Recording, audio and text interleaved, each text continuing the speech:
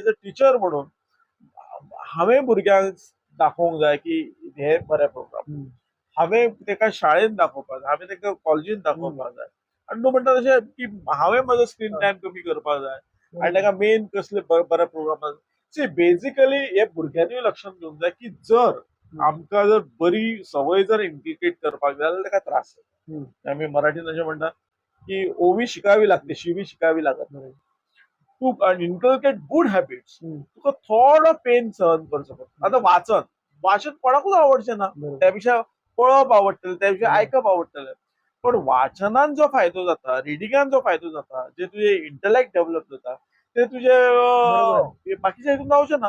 So त्या खातीर भुरग्यांक थोडो टायम काडप, पेरंट्सांनी टायम काडप, टिचरांनी थोडो वेळ काडप हे सामकें गरजेचें आसा.